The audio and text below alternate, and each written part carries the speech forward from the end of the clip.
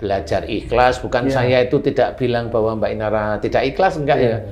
Belajar ikhlas. Kalau Mas Virgon itu nikah lagi, ya kalau memang belajar ikhlas, monggo silahkan. Nggak ada masalah. Cuma persoalan itu kan nggak selesai di situ.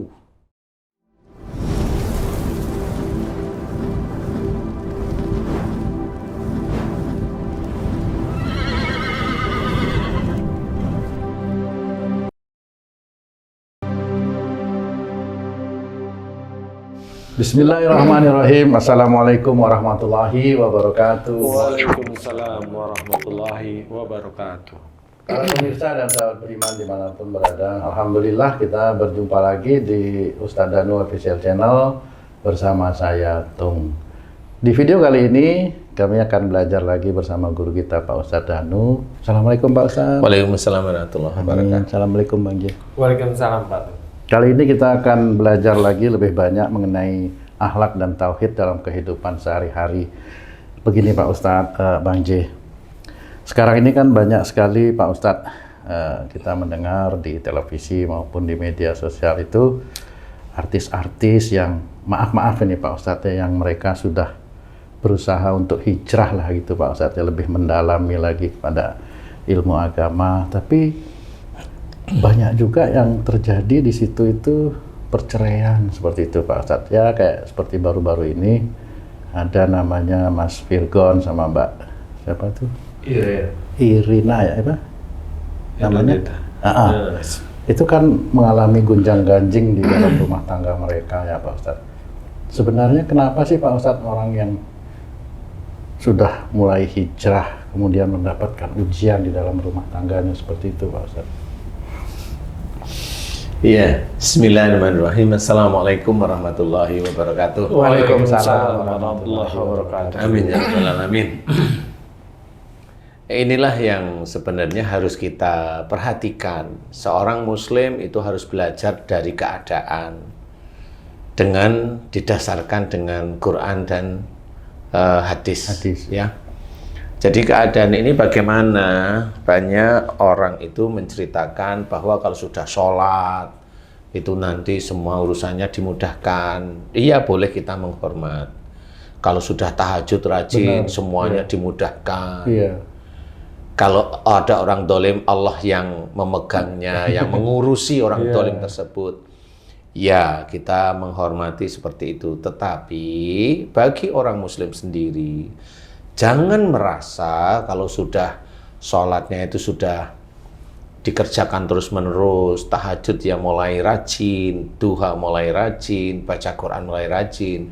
Yang diawali dari biasa, dulunya itu ya orang biasa, malah kadang-kadang kalau artis itu pacarannya ya begitulah ya.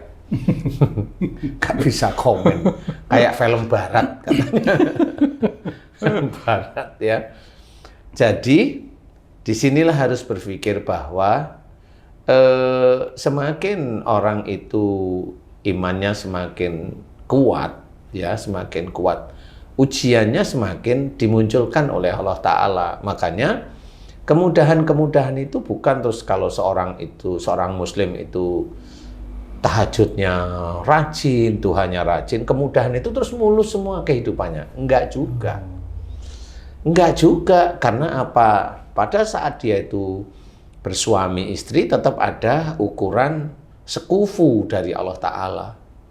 Sekufu itu selevel, istilahnya nggak cuma seiman, tetapi adalah pengetahuan agamanya juga sama-sama mendukung, itu sekufu.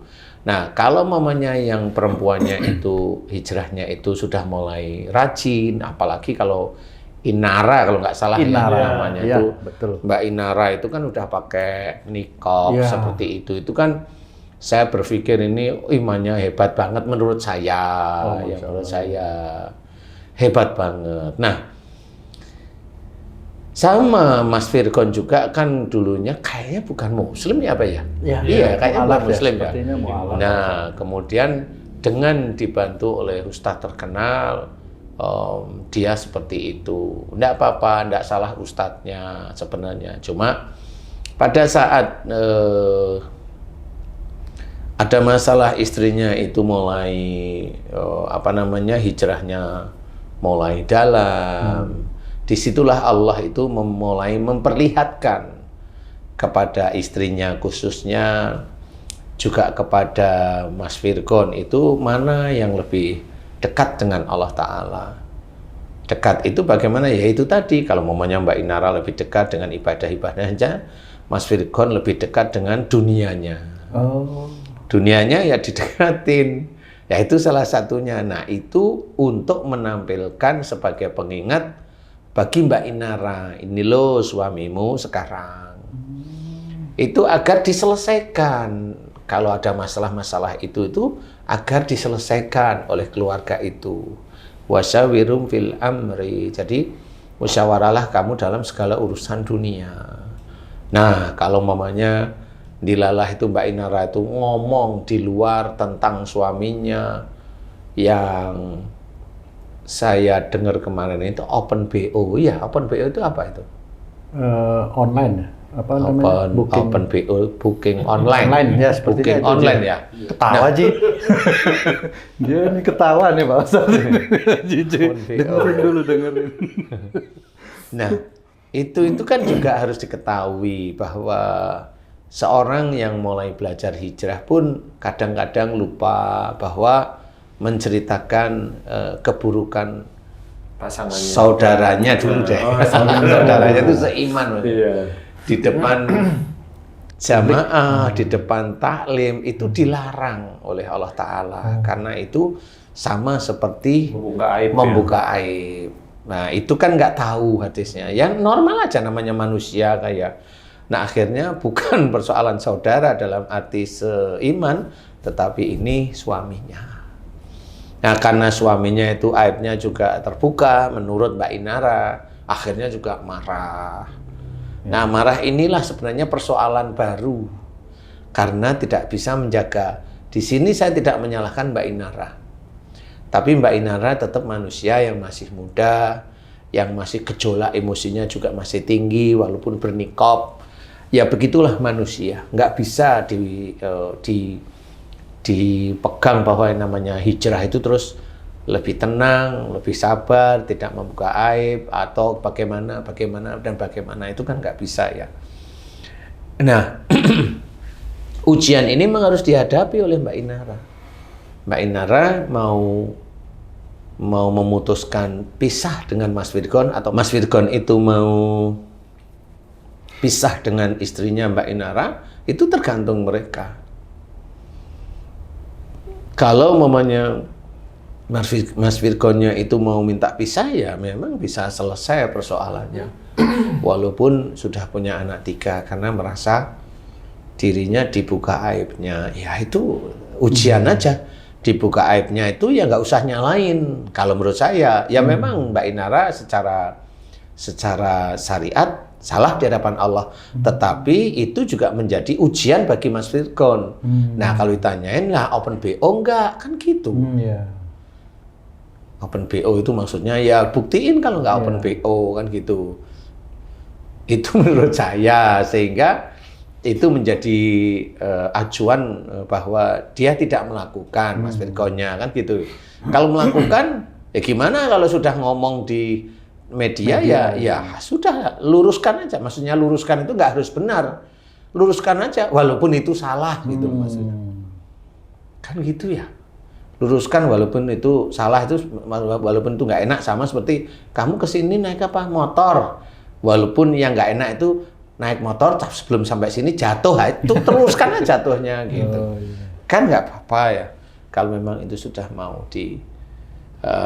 lanjut ke jenjang-jenjang yang lebih berat. Nah disinilah sebenarnya seorang muslim itu harus memahami bahwa seseorang muslim yang sudah melakukan sholat tidak semerta-merta itu gampang hidupnya. Dia harus melalui ujian demi ujian yang harus dia hadapi. Tidak bisa seorang muslim itu terus sholat terus gampang. Tidak ada seperti itu. Kecuali orang muslim itu dia sholat gampang itu nggak taunya nggak kerja.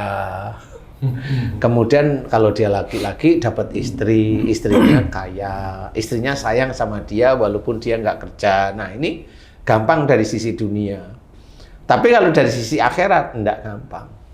Karena pada saat dia sudah sholat, dia harus ikhtiar mencari rizki untuk istri dan anak-anaknya. Tapi kalau dia dihidupi sama istri, ya dia di satu ayat, fa'idha qutiyatis sholatu fantasiru fil ard wabtaghu min fadlillah, dia belum bisa mengerjakan. Apalagi kalau di kehidupannya dia bangga dengan istrinya yang kaya, ujub, riak, sombong, selesailah hidupnya. Walaupun dia sholat, selesai hidupnya. Jadi catatannya insya Allah pasti banyak tidak baiknya. Walaupun dia sholat. Walaupun dia sholat. Jadi jangan serta-merta kita sebagai seorang muslim yang belajar sholat, belajar rajin, belajar istiqomah, itu terus langsung saya sholatnya sudah hebat, saya tidak boleh seperti itu. Sebagai seorang muslim, belajar taat. Umpamanya kalau di biasa nih ya teman-teman, kalau umpamanya teman-teman itu punya medsos itu umroh itu udah di depan Ka'bah foto. Aduh, ya itu ya gimana ya, saya mau cerita ya. Apakah itu tidak boleh? Loh, persoalannya itu bukan boleh atau tidak boleh. Ini mau nyeritain apa? Mau nyeritain kamu itu umroh atau mau nyeritain apa nih? Kan gitu kan, nggak tahu kita ya. Jadi kalau menurut saya mending tidak usah. Menurut saya yang seperti itu belajar untuk tidak usah. Tahan ujub, riak, bahkan bangga atau sombong itu tidak keluar. Memang itu sulit, tetapi itulah yang mulia di hadapan Allah Ta'ala. Seperti itu. Kayak mamanya ada yang kemarin-kemarin imam sholat tarawih dia rekam sholatnya. Nah itu untuk apa? Kemudian dimasukkan ke medsos. Untuk apa sebenarnya? Sekarang ngimami sholat tarawih biar apa? Kan akhirnya kan bisa kebaca. Nah itu tidak boleh. Nah itulah ujub, riak, bangga, bahkan itu bisa sombong. Nah sama pada saat dulu itu Mbak Inara atau pada saat hijrah atau Mas Virgon pada saat hijrah bangga dengan hijrahnya. Bangga, jadi bukan hanya dikerjakan, ada kebanggaan, ada ujub, ada riak di titik itu. Nah, di situ tidak sadar kalau itu dicatat oleh malaikat atid, malaikat yang kiri yang mencatat. Sehingga itu nanti ujub, riak, bangga atau sombong itu menjadi ujian baginya. Nah, ujiannya sekarang lah. Akhirnya Mbak Inara cerita kalau Mas Virgon itu open BO, ini Mbak Inara loh ya. Nah, disinilah yang harus kita ketahui bahwa itulah ujian baru dimulai. Dari mana? Ya bisa aja dari hijrahnya dulu beliau itu ada ujub, ada riya. Termasuk kita nggak boleh. Kita nggak boleh belajar untuk tidak. Kalau kita memberikan ilmu yang baik kepada orang lain, ya belajar untuk tidak ada ujub, riya, sombong, merasa terkenal. Nggak usah, biasa saja. Karena itu nanti akan menjadi ujian yang berat. Dan orang muslim itu tidak tahu. Karena orang-orang muslim itu taunya dia masuk surga dan tidak ada ujian. Kalau udah sholat, udah tahajud, udah duha, sunnah dari sholat tersebut dikerjakan, qabliyah, ba'diyah maupun sunnah-sunnah yang lain, itu sudah merasa dirinya itu masuk surga. Jadi ujian nggak ada. Kalau ujian dari setan pasti. Nah itu tidak boleh seperti itu. Semua kejadian itu bukan setan. Semua kejadian yang terjadi atas izin Allah. Jadi tidak boleh kita itu ngomongin setan asal. Tidak boleh. Nah disinilah harus kita pahami. Bisa saja dulu beliau-beliau itu ada ujub, ada riya. Sehingga saat ini beliau baru menghadapi ujian dari apa yang beliau kerjakan sendiri. Ya, ujian itu ya dari mereka sendiri. Kalau mereka lebih tenang, lebih santai, lebih tidak ada ujub, tidak ada riya, tidak sombong, mudah-mudahan itu sebenarnya ujiannya ringan-ringan aja. Tapi kalau ujub, riya, bangga dan sombongnya itu kuat, ya ujian itu pasti kurang menyenangkan lah. Insya Allah, wallahu a'lam ya. Mas Virgon ini kan mu'alaf nih, ya. Lepas dari Mas Virgon, untuk semua yang mu'alaf kan boleh dikatakan imannya masih lemah nih, masih tergoda untuk melakukan kebiasaan-kebiasaan yang lalu dan berat untuk melaksanakan syariat yang diwajibkan di keyakinan yang baru nih.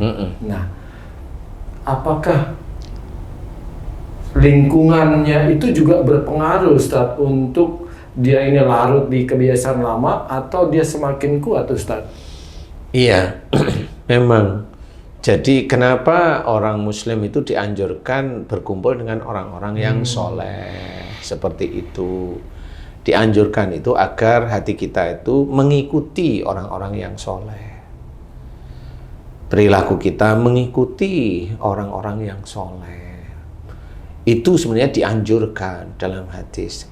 Nah, kalau memang Mas Virgon itu masih seperti itu, ya memang lingkungannya seperti itu. Jadi mau tidak mau ketemu sama teman-temannya, umpamanya yang masih hobi minum, yang masih hobi, biasanya anak-anak band itu kan tidak lekang dari wanita, perempuan. Kan yang dulu itu juga ada pemain band terkenal di Indonesia, masuk penjara ya gara-gara video syurnya itu juga terbuka. Ya kenapa? Ya memang begitulah anak band. Walaupun tidak semua anak band seperti itu, tapi ya begitulah. Ya, nah dari situlah sebenarnya beliau akhirnya nggak kuat. Beliau nggak kuat dengan omongan, itu bisa di-booking barangkali ya, itu bisa di-booking, bisa ini. Udah istrimu kan di rumah, nggak pernah ini, nggak akan tahulah. Begitulah teman-teman yang punya tanduk sama taring sama punya ekor. Apa jadi setan? Jadi setan dong, iya. Maaf ya. Aduh. Jadi ya seperti itu akhirnya menjadikan dia goyah, kan gitu, Ci. Jadi lingkungan itu juga menjadikan seorang itu terpengaruh bisa, apalagi belum kuat. Berarti hijrah itu bukan hanya hijrah keyakinan, tapi hijrah dari lingkungan juga bisa, Ustaz? Bisa. Benar-benar bisa. Karena tinggal seseorang itu sendiri. Saya bercerita dulu anak saya, Viko itu nomor 1, dia main band. Saya nggak tahu. Main band dan setelah tahu bandnya itu yang kalau nyanyi itu metal. Alirannya itu bukan. Lebih underground. Ya. Yang saya itu kalau dengerin ini ngomong apa gitu nggak ngerti. Walaupun dia pakai bahasa Indonesia itu apa ngomong apa sih dia? Nggak ngerti saya gitu loh. Oh ya, gitu. Lah saya tuh dengerin kan ketawa. Lu itu band apa le gitu. Ya, namanya underground. Ya adalah beberapa band di Indonesia itu main di TV ini, tapi ya selesai lah ya. Karena yang dengerin pusing. Iya. Terus akhirnya saya tanya, masa depanmu itu kalau bisa jangan di situ. Wong yang banyak penyanyi-penyanyi pop itu yang dulunya terkenal juga jatuh. Jangan di situ. Udahlah. Bukan karena itu jelek. Enggak, Bapak enggak bilang jelek, tapi karena kamu anak Bapak ya. Cobalah nurut nasihat Bapak. Gitu aja. Bagi Bapak itu kurang bagus. Bagi orang lain itu the best. Ya kan beda-beda cara pandang ya. Tapi anak saya ya alhamdulillah mau. Nah, pada saat anak saya itu bismillah saya akan, karena anak saya pada waktu itu sudah ini, sudah ngarang lagunya. Udah beberapa lagu dia ngarang. Pencipta lagu gitu, ya. Dia main drum sama main gitar. Alhamdulillah bisa. Nah, setelah dia itu bismillah, Pak. Ya, udah sholatmu tertipi, kemudian tahajud, kemudian ngaji terus saja setiap hari. Nah, habis itu terus saya ajarin doanya. Mohon ampun jika dari main musik itu banyak makhluk yang masuk ke tubuhmu, ke kepala, mata, telinga, dan semuanya. Mohon ampun, dan mohon agar makhluk yang menyukai hal-hal yang tidak pantas dalam Islam, mohon dilepaskan. Dan anak saya bilang, iya Pak. Tapi saya bilang, paling tidak nanti 2 minggu kamu akan geletak. Konsekuensinya. Kamu siap? Insya Allah saya siap.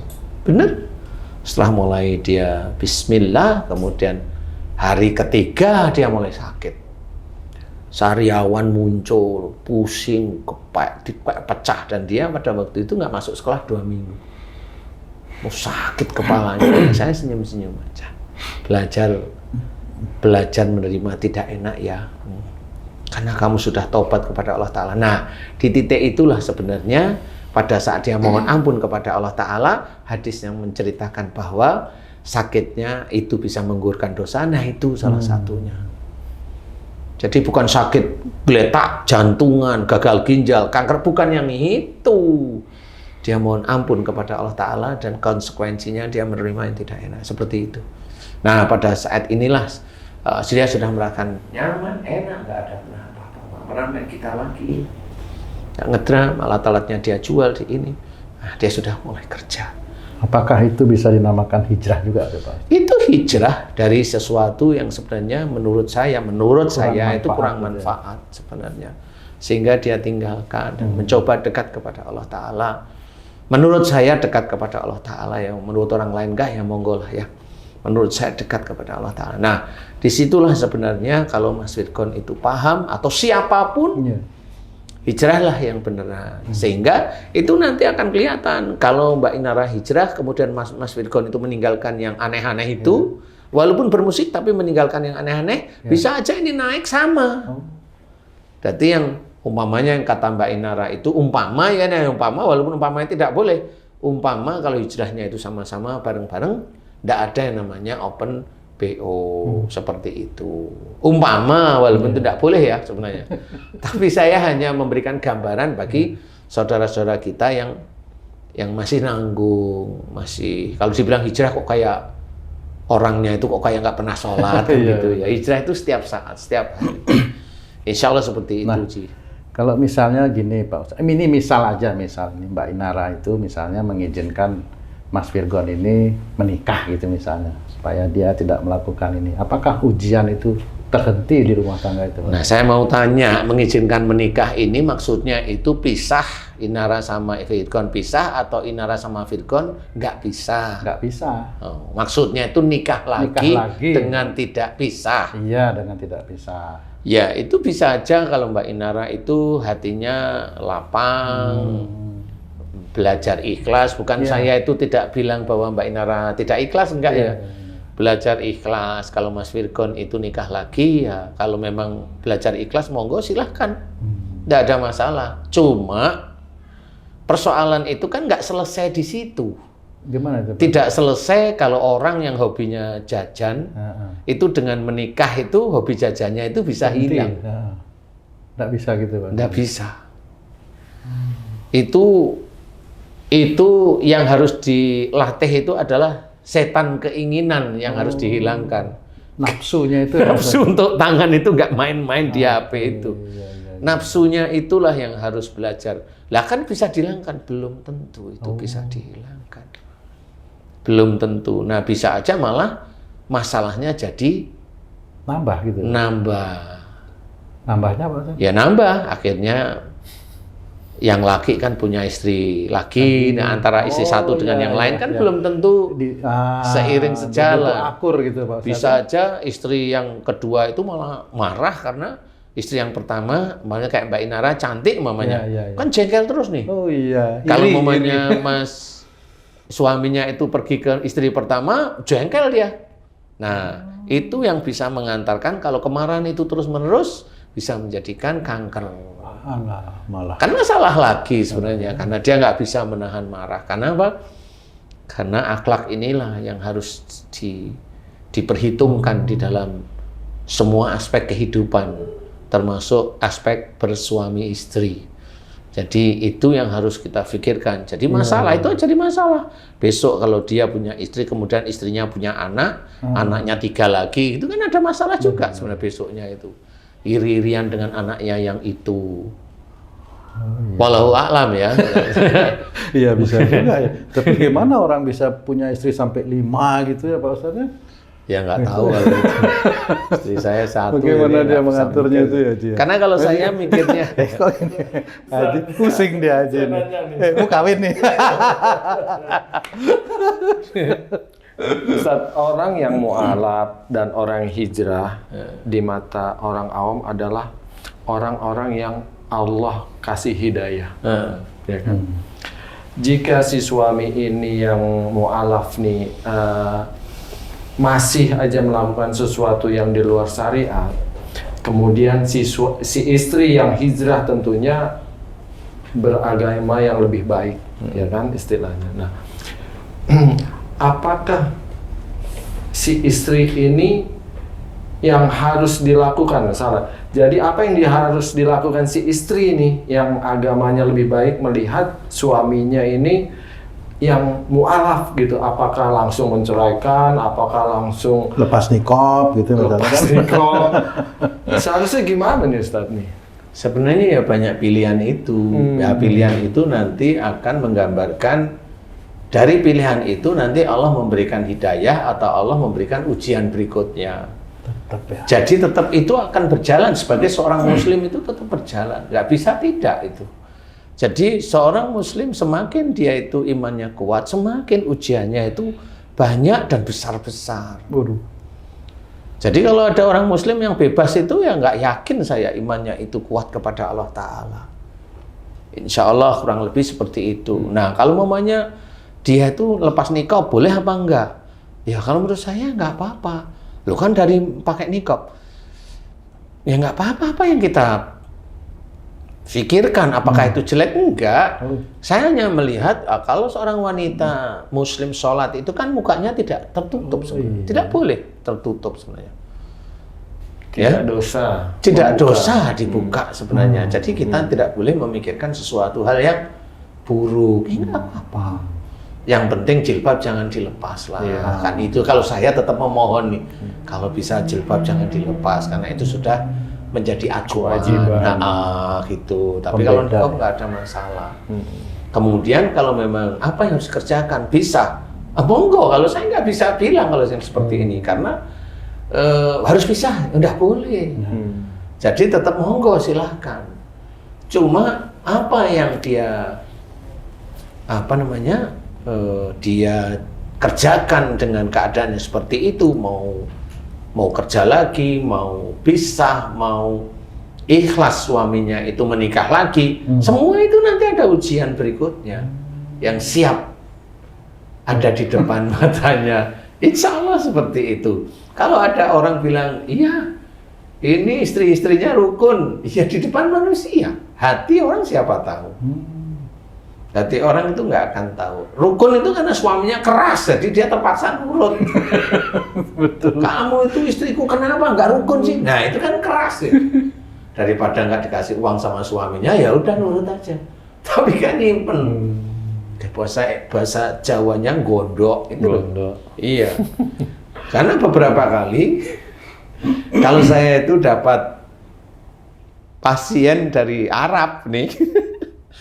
itu urusannya kayak pasien nggak bisa jalan, pasien itu sakit semua badannya. Ini istrinya nih.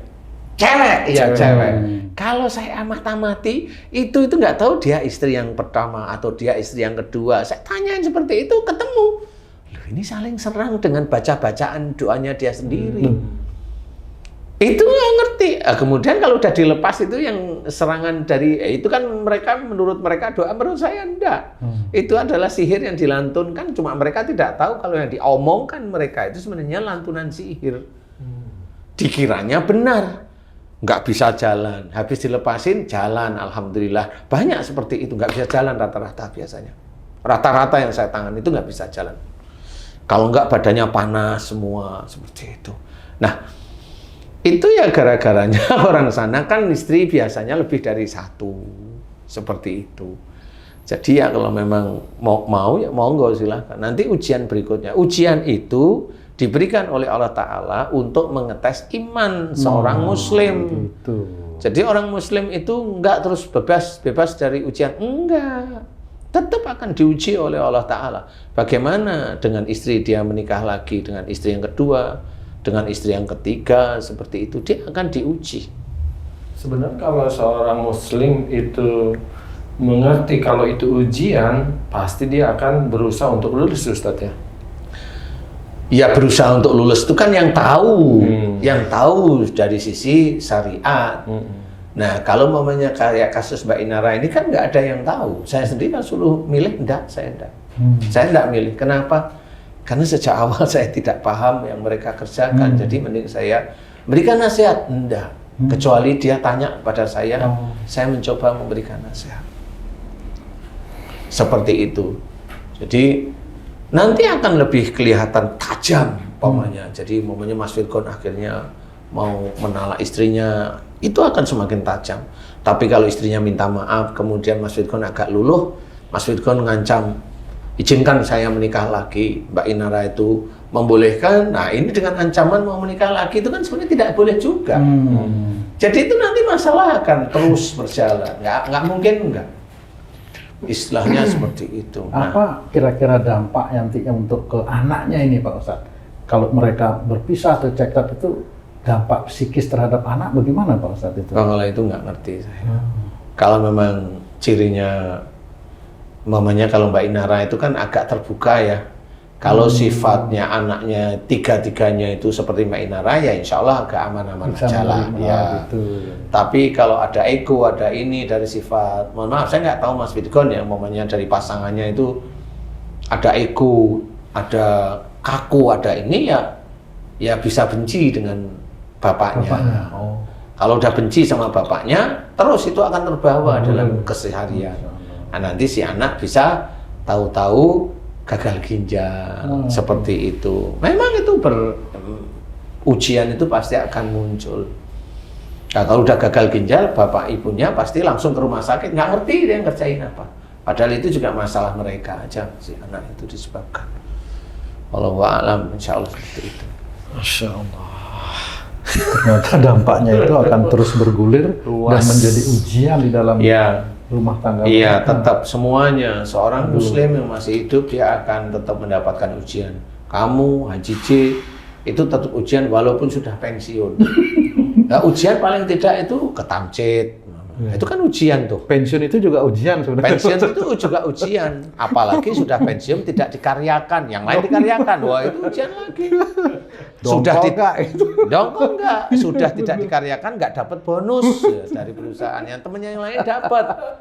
Ya itu ujian lagi. Nah, ujian itu kan enggak cuma serta-merta dari Allah mamanya.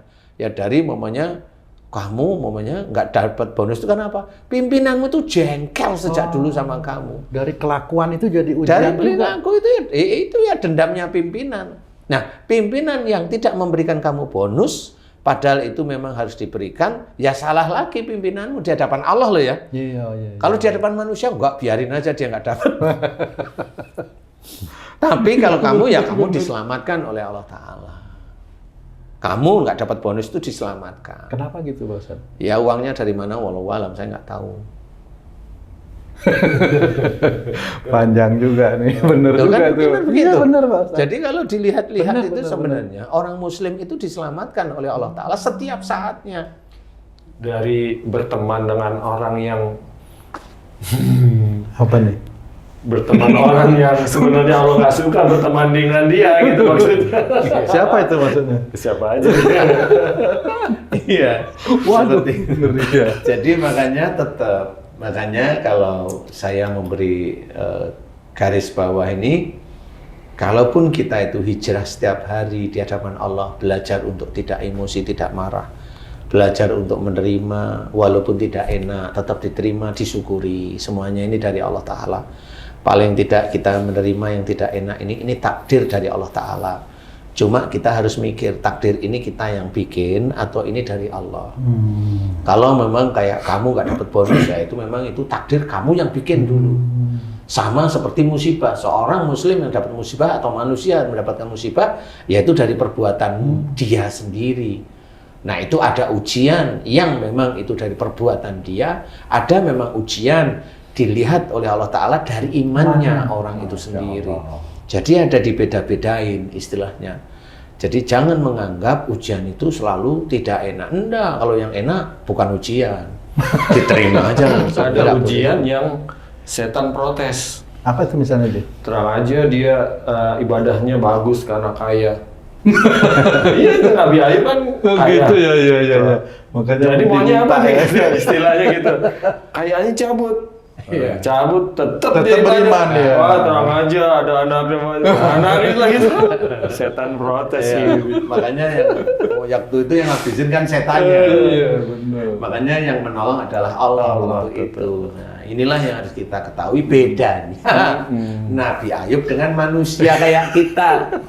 Jadi kalau doanya Nabi Ayub itu karena setan beneran. Lah kalau manusia seperti teman-teman kita yang lain itu setannya siapa? Ya dia sendiri sebenarnya. Dia sakit ya dia sendiri setannya. Tapi kalau dia sakit setan yang disalah-salahin. Benar. Nah, kan gitu ya. Manusia itu sebenarnya sudah pinter dia bikin dosa itu udah nggak perlu ada setan. Tapi yang disalahin setan mulu ya. Wallahu a'lam. Mudah-mudahan ini bisa menjadi manfaat agar kita itu terus menjalankan perintah-perintah Allah, kemudian mau menerima walaupun tidak enak, mencoba belajar, kita luruskan lagi tauhid, kita luruskan lagi syariat kita menerima takdir walaupun itu tidak enak itu dengan lapang dada, dengan keikhlasan, dan tetap istiqomah di dalam menjalankan ibadah-ibadah sehari-hari. Wallahu a'lam. Alhamdulillah. Terima kasih banyak Pak Ustadz nasihatnya. Ya Bang Ji. Iya. Sahabat beriman dimanapun berada, demikian video kami kali ini. Mudah-mudahan apa yang kami sajikan ini bisa bermanfaat untuk meningkatkan keimanan dan ketakwaan kita semua, khususnya kami di sini. Terima kasih atas perhatiannya. Wassalamualaikum warahmatullahi wabarakatuh. Waalaikumsalam warahmatullahi wabarakatuh.